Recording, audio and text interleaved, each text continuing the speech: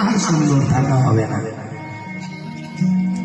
কোন সময় জোয়ার ভাটা, জোয়ার যখন আসে না জল উঠলে চলে আসে, ভাটা যখন হয় সেখান থেকে জল বহু দূরে চলে যায়। ক্যানিং থেকে ভেতরে গেলাম, সাগরের সাথে মিলিত হয়েছে, নলা জল, খুব জল নলা। তোমরা বিকালে ঘট স্থাপন করবো গোবিন্দের যজ্ঞ অনুষ্ঠানে। কয়েক বছর গিয়েছি, এবারও গেলাম।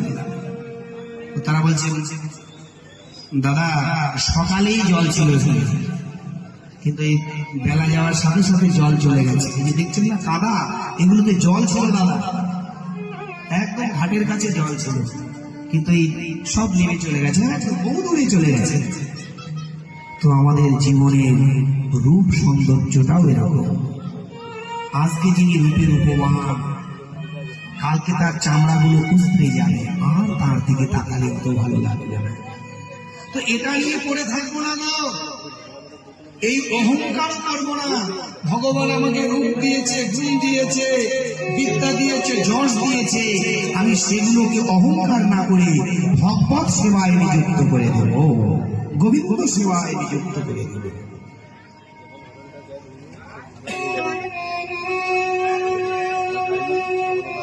এই জন্য আমরা ভগবত ভজনের প্রতি হব। ভগবত ভজন আমাদের জীবনের মূল থেকে মূল উদ্দেশ্য।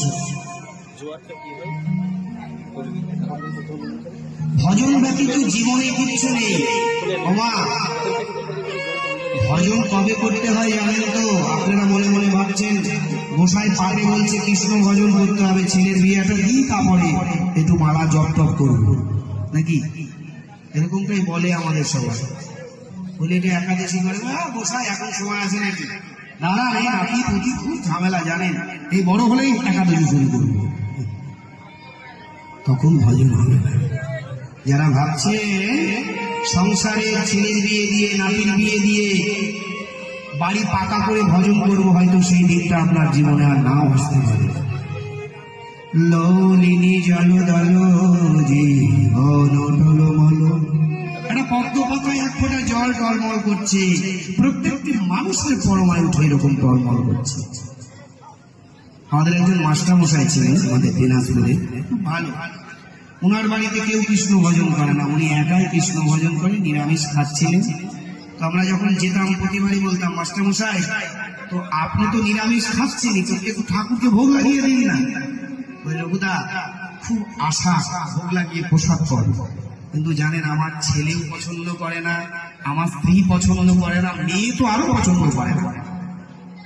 এইরকম নাস্তিক, উনি একমাত্র সাত্বিক ব্যক্তি, ভগবানের নিরামিষ শুরু করলেন। তো একদিন ফোন করলো, বলে রঘুদা আপনি তো বহুদিন থেকে বলছেন একটু ভোগ লাগিয়ে প্রসাদ পাবেন। এই ঠিক করোনাটা চলছিল তখনকার ঘটনা, তো খুব আশা, সামনের যে কার্তিক মাস আসছে, কার্তিক মাস নিয়ম সেবা, এই নিয়ম সেবা থেকে আমি আমাকে যে যতই বাধা দিক না কেন আমি কারো কথা শুনবো না, আমি মহাপ্রভুকে ভোগ লাগিয়ে প্রতিদিন প্রসাদ পাবো। আমরা খুব খুশি হলাম, বাহ মাস্টার মশাই, মাস্টার মশাই ছিলেন, হেড মাস্টার ছিলেন, প্রাইমারি স্কুলে খুব ভক্ত লোক ছিলেন, শিবুদা বলে ডাকতাম আমরা। তো খুব আনন্দ, কিন্তু সেই কার্তিক মাসটা তার জীবনে আর মা এলো না।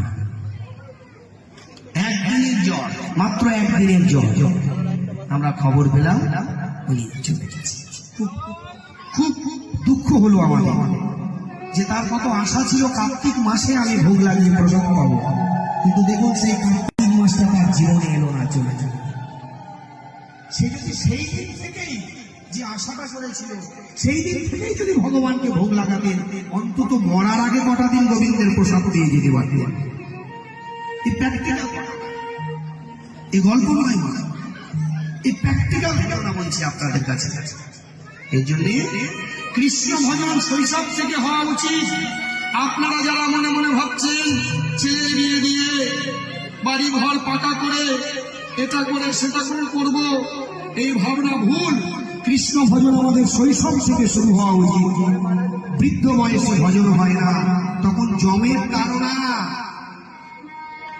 মরলে কি হবে, সারা জীবন তো অনেক কর্ম করলাম, সামনে কটা দিয়ে কি জমের তাড়না, মাথার ব্যথা, হাঁটুর ব্যথা, এগুলো ভাবতে ভাবতেই দিন চলে যাবে, ভজন করবেন কখন? এর জন্যে শৈশব থেকে যারা ভজনে নেমেছেন তারাই একদিন গৌর গোবিন্দের চরণ লাভ করে কৃতার্থ হবে। শেষ বয়সে ভজন হয় না, জৈবনে শৈশবে ভজন হয়। জৈবনটা, যে জৈবনটা, এটাকে এই পশু পাখিদের বিকিয়ে দেবেন না, জৈবনটা নিতাই যাদের চরণে বিকিয়ে দিয়ে পশুই তো, যারা জৈবনটাকে ভোগ করছে, পশুরা ভোগ করে, মানুষ ভোগ করার জন্য জন্মগ্রহণ করে নাই। ভোগের জন্ম আমাদের ভোগ হয়েছে।